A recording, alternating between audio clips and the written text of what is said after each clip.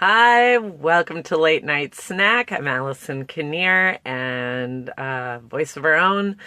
What I do usually every Wednesday night is I just do these little tidbits about parenting, self-care, and just life. Speaking of life, the reason why this is happening on a Thursday night is because I was enjoying a nice summer day with my kids, had a little late bedtime, and just was getting my snuggle and reading on, and I totally forgot it was a Wednesday. So here we are.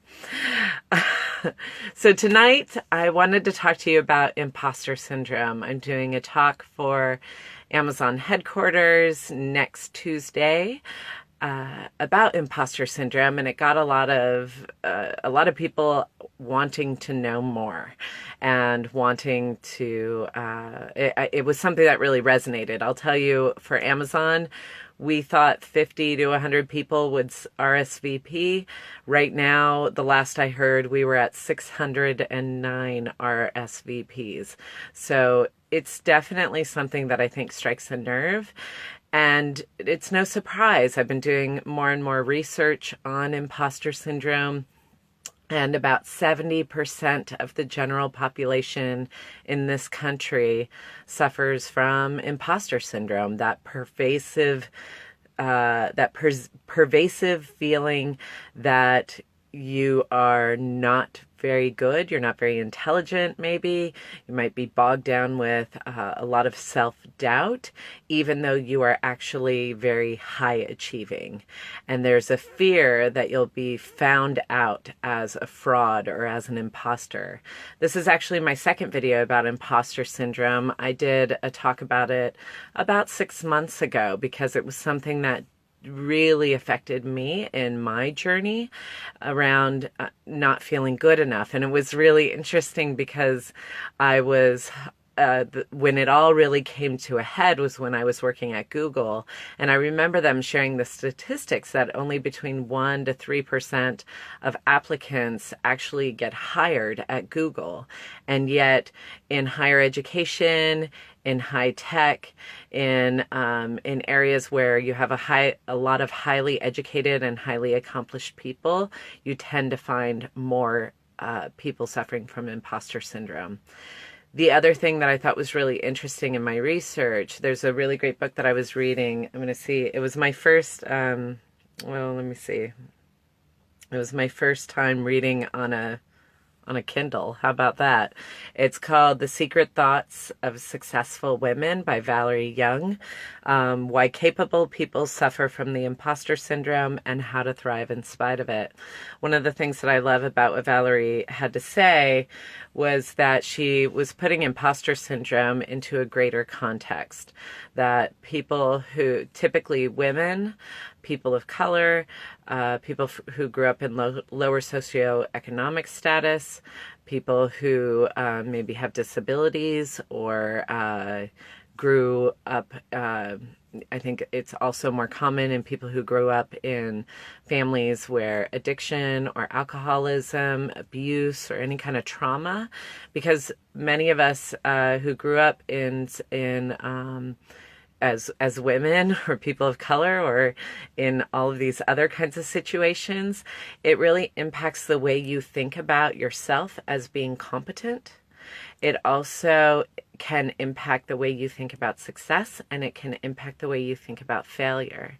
And these are all the things that that can contribute to imposter syndrome. And what I love is she has a lot of really great questions to kind of pull that apart so you can look at how much of this is a message I've absorbed from society around not putting myself out there, around doubting myself, around not trusting my resiliency and resourcefulness.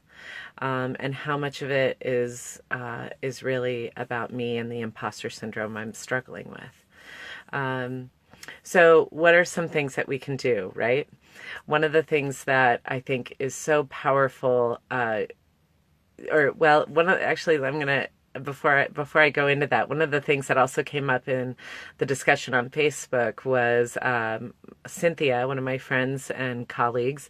She said, "What do you think about the fake it till you make it thing? Is that really true? Is that really valid? Because for a lot of people, they suggest you fake it till you make it, and I think one of the things, and I love how Valerie Young talks about this in her book.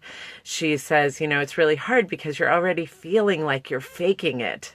As an imposter, you're already suffering from the feeling that you feel like an imposter and that you're faking it. And so to fake it even more is like, ooh, there's something about it that doesn't exactly sit right. And yet, the only way out of imposter syndrome is to take action.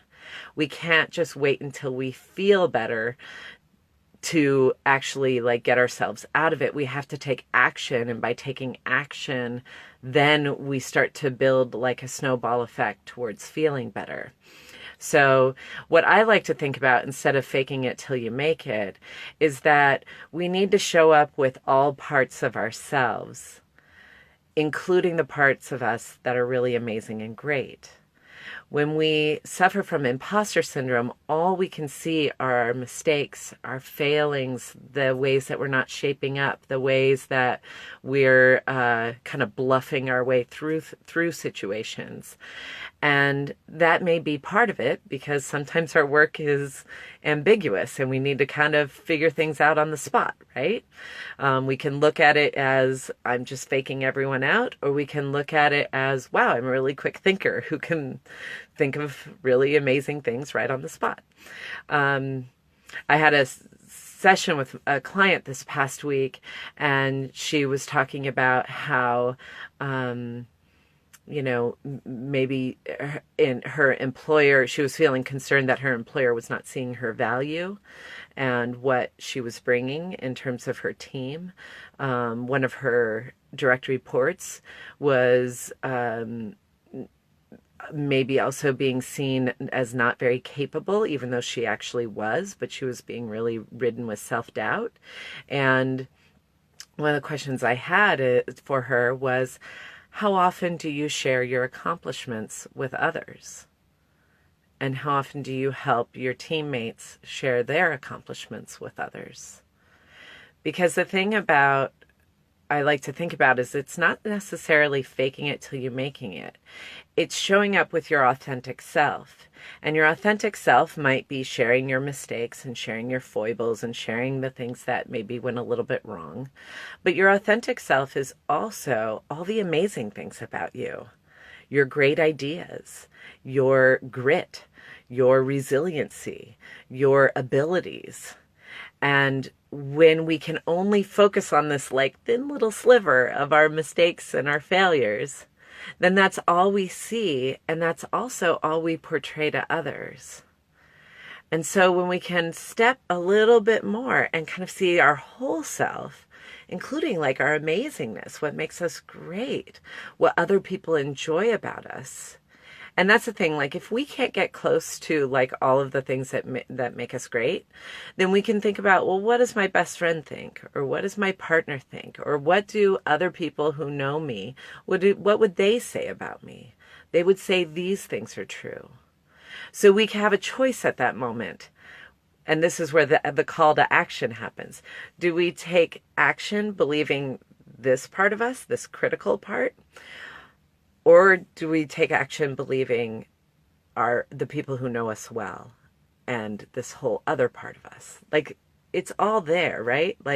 It's all there. But if we only acknowledge the dark side and we don't acknowledge our light side, then we're not showing up as our authentic self, right? So that's the thing that I wanted to leave you with. I'll be talking more about that at Amazon next week. And just remember that when you're showing up as your authentic self, to do so in our lightness as, our inner champion, our inner yes, I'm amazing, and also our inner critic, right? We don't have to give too much power to that inner critic. It's already ruling us so much. experiment with what it feels like to brag a little, to share a little bit about your accomplishments more. It'll help people perceive you better. It'll help show your worthiness as an employer. It'll help others look up to you, and it will give you a chance to like feel what it feels like to be in your competencies. Yeah. So little helpful hints around imposter syndrome. Let me know what you think. Natasha, hello. Thank you so much for saying hello. I can see there's a few people online. I don't know if I can tell who they are. Let me see. No, I can't tell. I can't tell who you are unless you comment. So hopefully you'll comment. Sometimes there's a little bit of a delay.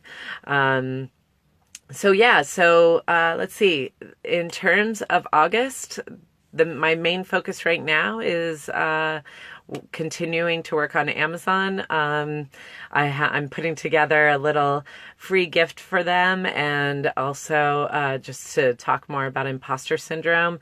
And I definitely will be talking about this more. I can tell it struck a nerve not only for them, but also for people in general. So be on the lookout for a workshop. I will let you know when that happens. I hope you're all enjoying your summer. Clearly I am, and I will be back on track for Wednesday nights. Sorry for skipping out on y'all yesterday.